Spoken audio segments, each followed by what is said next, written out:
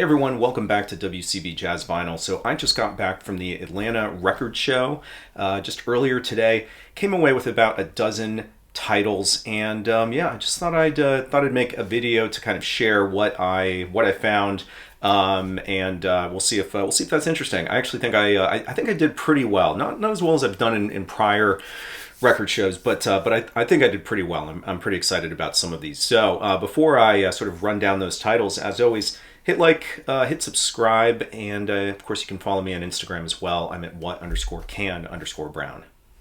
All right, so really quick before we run down those 12 titles. So the Atlanta record show, it's not exactly the most consistent of shows in terms of like reliability on when it's going to happen, and certainly where it's going to happen. I think it's been at a different venue for each of the last like 3 or 4 times. This time it happened to be in Stone Mountain, which is east of Atlanta. Takes me about, I don't know, maybe like 25 minutes to get there, and I am very much in the city, or at least on the southeast side. But it took me about 25 minutes to get there, so it was a little bit out of the way, but no big deal. You know, I'm willing to drive if it means that I'm going to get some good stuff. So typically, they actually do allow, say, early birds to get in. I would say fairly early. I want to say that that typically you can get in at 8 o'clock, even if the record show doesn't open to the public until 10, and what you have to do is spend like $10 in order to get in, as opposed to either being free or it being like $2 or something like that. So I actually, with this particular record show, the early bird was actually only 1 hour early, and that was at 9, which I guess meant that I could sleep a little bit longer. And then they opened it up to everybody at 10. I got it there around 9:15. I'm not the sort of person that, well, obviously I'm the sort of person that likes to get there early, but I don't need to be like in line or anything. I'm not really worried about somebody grabbing, you know, say that one title that's significantly underpriced. That doesn't really, it's not something that enters my mind. I always go to these shows, I always take my time, and I always find great stuff. And this time was no exception. So let's start off with, contrary to a lot of my videos where I like to leave the best to the end, we're actually going to start with the best, I think. So the first title that I found, the most exciting title that I found is Sonny Boy by Sonny Rollins. So really interesting cover. This is put out for Prestige. So on this lineup, or in this lineup, you have George Morrow, Max Roach, Kenny Drew plays on 3 of the tracks, and then Wade Leger on a single track. Obviously you have Sonny Rollins, and then you have Kenny Dorham playing on a track as well. So 5 tracks, great music, recorded in 1956, but put out for the first time in 1961. And so again, it's one of those that was shelved for a little bit. I've never owned a copy of this, never in my life, and so I was very excited. And I'm probably not gonna run down maybe the price of every single thing that I bought. Mostly because I can't remember, but I will say that I paid $150 for this, and I was happy to do so. So this has gone for as much as 300, 300 plus. Again, I've never owned a copy, so I was super excited to see it, and the vinyl doesn't have a mark on it. So I was just, I was kind of blown away. I mean, the cover has a little bit of, some splitting and stuff like that on the cover, but I was just blown away to be able to find this album in I'm saying like near mint vinyl shape. So when I saw that it was $150, I was happy to pay the $150, and obviously happy to be able to spin this on vinyl for the first time. So obviously, if you're paying $150 for a record at a record show, obviously the vendor knows what they're doing. I mean, maybe you could say that this could have been priced a little bit more, but generally speaking, this is a vendor who knows what they're doing, and that was very clear by the titles that they had for sale. I want to say this vendor was the same that had a bunch of like Sun Ra that they were selling for like $500 or $600 a piece. So they had some good stuff, but that's not always the case. You're not always going to find a vendor who, is super knowledgeable about jazz, say specializes in it, maybe is selling stuff from their personal collection. Obviously, sometimes the more exciting finds are not the ones where you pay a lot of money or maybe just under market price for something that you really, really want. I find a lot of enjoyment going to those vendors that, are just a little bit more relaxed. Maybe they don't know what they have. Maybe they don't care what they have. And it's not to say that you're necessarily going to be picking up stuff that's worth a lot of money. Just this idea of like, sort of small deals of titles that maybe otherwise you wouldn't have picked up, but you could get them for cheap. And so that's kind of the theme for these next five. So I went up to this vendor's booth, and it was funny. They had you could either buy, let's see, I think it was two titles for what was it? I'm trying to think. No, you know what it was? It was five titles for $10. So that's what it was. And if you were going to buy individual titles, it would have been $5 a piece, but you could buy five titles for $10. And so that's what I did. I went through the jazz section, and I was able to pick out five titles that I was very happy to find, and again, to be able to get for $10. Can't get that deal anywhere. And actually, I'm pretty excited with these. So the first one that I want to show you is one that I've just never seen before, never heard of the artist either. And it's, I guess, technically like a private pressing. So this is a pianist by the name of Paul, possibly Knopf. I don't know, Knopf. So yeah, it's called Enigma of a Day. I've never heard of this artist. Look at this ridiculous cover. Like, I'm sorry, and nothing against, Mr. Knopf, but that's like just a ridiculous kind of expression and cover, and it just seems bizarre. And like what's going on with these boxes, and like the paint spatter that maybe kind of looks like a murder scene in the back. Like, it's just a weird cover, and the only reason why I stopped here is because, first of all, I had never seen it before in my life, and the second reason is I flipped it over and I saw Richard Davis plays bass on it. So it's a trio format. You've got Richard Davis, billed as Richie Davis, by the way, and then you have Jim Olin on drums. So I thought that was super interesting. This label was created by Knopf just for himself. He put out a couple of titles on it, and that was it. Based in New York, and I just I thought I'd take a chance. But I mean, really, a chance when it's five titles for $10. And this is the first one I spun when I got home, and it's actually pretty good. I was really surprised. I would say that it's not as much improvisational perhaps, but the arrangements are actually, the compositions are quite complex. So I was just kind of excited. I looked this up, and it only goes for like $5 or $8. So again, it wasn't like the deal of the century. It's just that I like finding stuff that I've never heard before, and this one ended up being good. So what else did I get in those five titles for $10? Well, some other ones I'm excited about. So I got Johnny Smith. This is Moods on the Roost label. So Johnny Smith put out a number of titles for the Roost label. He's a guitarist, and they're all great, super clean. And so yeah, I've never had this, and I don't typically, I don't collect Johnny Smith per se, although I do have some of his 10-inch titles. But again, I was trying to fill out my five so that I could only spend $10. So excited for that one. The next one, also super clean, and I was very excited to find this, especially because it's in fantastic shape. So this is the Gilded Hawk by Coleman Hawkins. So let's see, this was put out on this Camden label. Is it Camden? No, it's Capitol. Put it out on the Capitol label. And it is Coleman Hawkins in front of a large orchestra, but really Coleman Hawkins could play with anybody, and he would sound great. So so I'm excited for this one. Never have heard this, although I've certainly been aware of it. So the fourth one that I got out of five was Charles Lloyd's Discovery. So I would say out of each of these, this one probably has the most value out of these five. In fact, here, because I do have something in front of me, and I can just check this live. I want to say this is maybe $25 or $30 sometimes, or I don't know, something like that. I actually don't exactly recall. Let's see, this is a stereo edition. Oh, maybe I'm wrong. Maybe it doesn't go for very much. Well, okay, so I would say that it goes for about $20 in decent shape, and this is in more than decent shape. Don Friedman's on this. Roy Haynes is on it. Richard Davis again. So there's a couple of different lineups here, but yeah, just super cool. This is one of my favorite titles that Charles Lloyd did, and I have heard it before, but yeah, just excited to find that one. So the fifth one that I grabbed, and I was kind of going back and forth because there were other titles that I wanted, and this is going to seem like a weird inclusion, perhaps for some of you, but I grabbed this box set, this RCA Victor box set of Artie Shaw music. And it says it's called "In the Blue Room in the Cafe Rouge."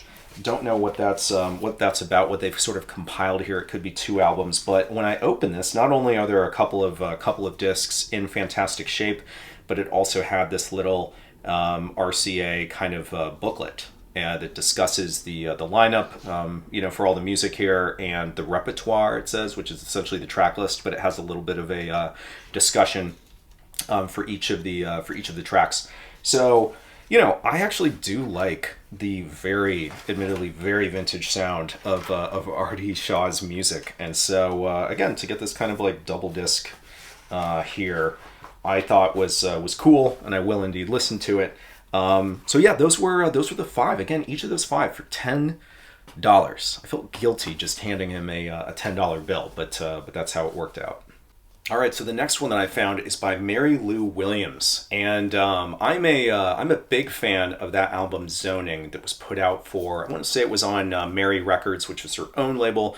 Might have also been put out on Folkways. I'm not entirely sure for that one, but that is such a beautiful, just phenomenal album from a similar time period as this. So when I saw Mary Lou's Mass by Mary Lou Williams, I was super excited to see this. I've never had the opportunity to buy this, at least in person. I've definitely been aware of it, but I would say I haven't necessarily been seeking it out. But anyway, it was for a great price. It's in phenomenal condition. And I think this is from like 1975, and it's interesting. Technically, some of the tracks on this were previously put out on a different Mary Lou Williams record, I want to say in like 1970, and then they kind of like repackaged it in some way in order to put it out here with this different cover. So I don't know whether really to call this like a true reissue, because it's kind of changed from what it had been in the past. But anyway, I'm told that this is phenomenal music. I've actually never listened to it, but because I love Zoning so much, and because it's a similar time period, and it's also on her own Mary Records label, it just felt like a no-brainer. So this was a period of time for her when she was sort of leaning more into the sort of spiritual or gospel side of her. I don't know, of her career versus I guess more of the bebop style that she played early on, but she incorporates so much interest in the compositions and just the feeling that she puts into her music. So I may have to wait for the sun to go down a little bit before I put this one on, but I'm super excited about this. All right, so this one may be a new one for you. I was super excited to see it. I want to say I was aware of this, but I didn't know exactly what it was. And then when I saw it, I was like, started looking into it a little bit more, and I was like, oh wow, this looks really cool. So this is Masabumi Kikuchi's Matrix. So this album, this happens to be on the Catalyst label, okay, and was put out in 1977, but this is not the first pressing. First time it was put out was in 1969 by, let's see, the Japanese Victor label. So originally put out in 69, I've never ever seen a copy for sale, and in fact, it's never sold on Discogs. Rarely comes up. It's a similar cover to this, but different. In any event, they reissued it. Catalyst reissued it in 1977, and even this version has become fairly collectible.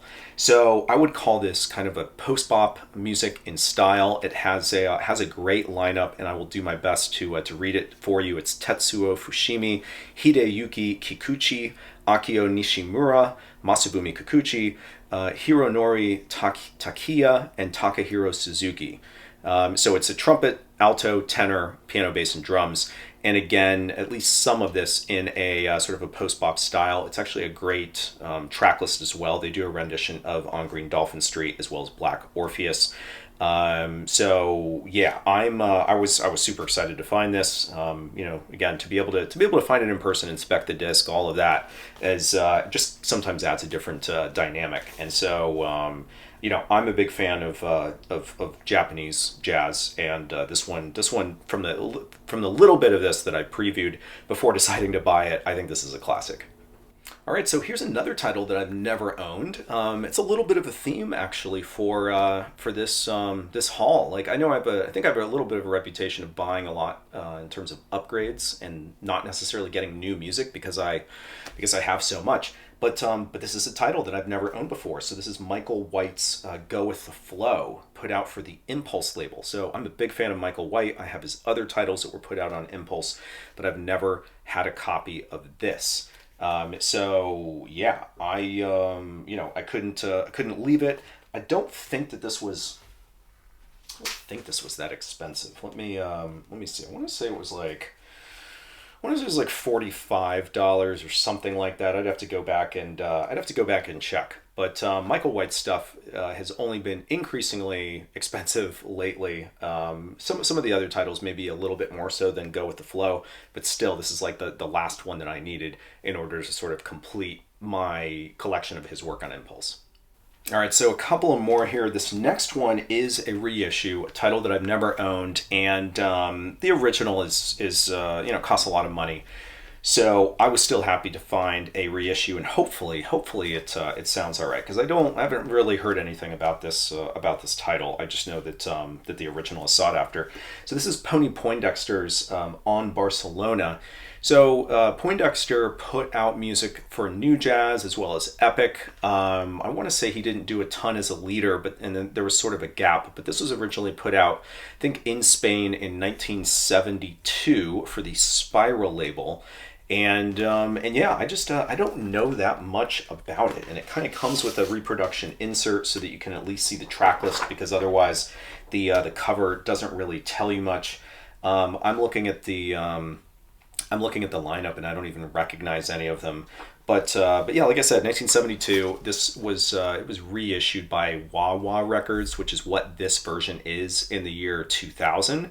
And yeah, this was inexpensive, and I just happened to see it with one of the vendors, and I thought that I would give it a go. And I'm certainly a fan of him. Like he definitely had something that made him kind of stand out, perhaps amongst his peers. All right, so this next one, not a particularly valuable record whatsoever, and I did not spend very much. I think this was $10 or something. So this is Beverly Kelly Sings with the Pat Moran Trio. So I don't know what to say about this. I mean, when I see a title like this, and certainly with Pat Moran, I think the Bethlehem label. In fact, now I'm trying to think if she had any other albums as a singer, and I just can't recall. But I am a fan of sort of this era of female jazz vocalists, and so I thought that I would give it a go. It's kind of one of those interesting ones that makes a big deal about the stereo process. So I'm kind of interested to hear how that sounds. And it's also a little bit of a strange cover because it's got this gatefold and then there's a pocket in here where the record is kept, which is just not ideal in terms of being able to fish it out and put it on. But what can you do? Again, this if I paid $10, maybe this goes for $10. I don't know. Maybe I overpaid by a buck or two. But again, the ability to check out physical copy in front of you and take it home and listen to something for the first time that you've never heard before. I don't know. I still get a lot of enjoyment out of that, even for something that's like just kind of a cheap, record that most people don't know.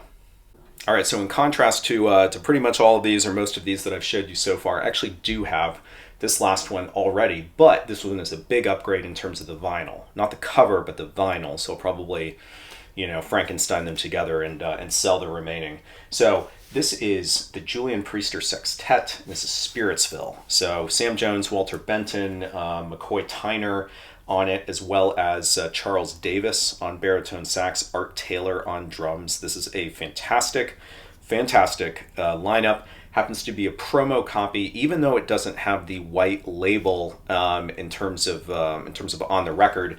It does say promotion copy here, and there's a hole punch that not only goes through the cover but also through the disc.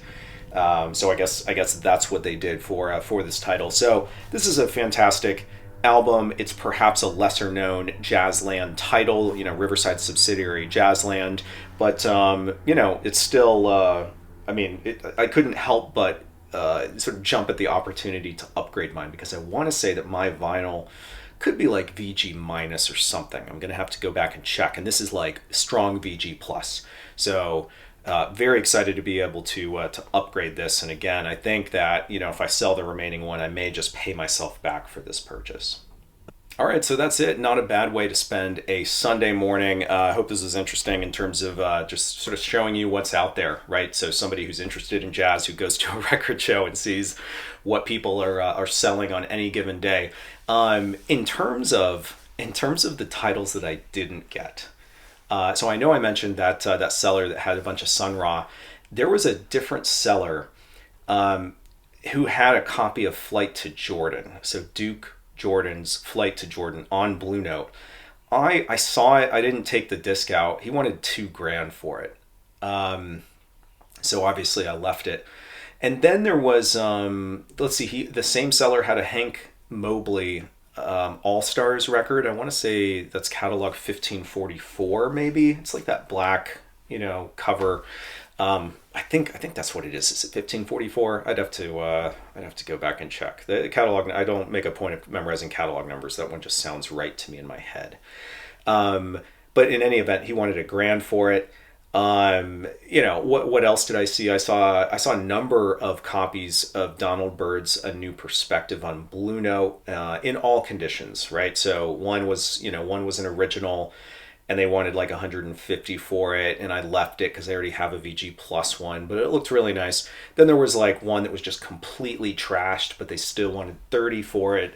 It was just funny. It's funny sometimes when you see multiple copies of the same record, and you see, either just people's different pricing strategies on the same record, same condition, or you just happen to see the same record in, cross conditions at the same record show, and it's just kind of a little bit of a coincidence. Because that kind of happened a few times, actually. I came across Roy Ayers' what is it? Everyone Loves the Sunshine. So I know that that's a pretty collectible record these days. It's only been going up in value, and I saw that one at all prices, man. Like I saw a copy for like $80. Saw one for $17. I think I saw a third copy of that. I already have one, and it's a great record. But yeah, that one kind of kept popping up. I'm trying to think if there's anything else that sort of jumped out at me. You're always going to have the vendors who they'll put a sticker on a record that says original, and then they'll tell you their assessment of the grading. Like I saw one and it said original pressing, and they said VG. And I looked at it, and it was not an original pressing. It was a second pressing, clearly, because it was Liberty instead of New York USA, Plastilite Blue Note. And then I looked at it and it said VG. This thing was G+, like all day. It had lots of scratches on it, and I was just like, all right, like this is probably a vendor that I don't need to buy from. But yeah, otherwise, like I don't know, was this particularly strong record show for jazz? I would say probably not, even though there were some of those top titles. I'm kind of used to. I think I'm used to more vendors who have sort of all genres mixed together, where you get a lot of enjoyment by sort of flipping through and finding something maybe before somebody else did, because they didn't put the diligence into flipping through, like say, all the boxes. This time everything was neatly, organized by genre. People were prepared. Again, except for that vendor who had the 5 records for $10. That one was still like, again, I get a lot of enjoyment out of that kind of experience. Maybe even more so than finding one title again for like market price or whatever that I still really want and inevitably buy.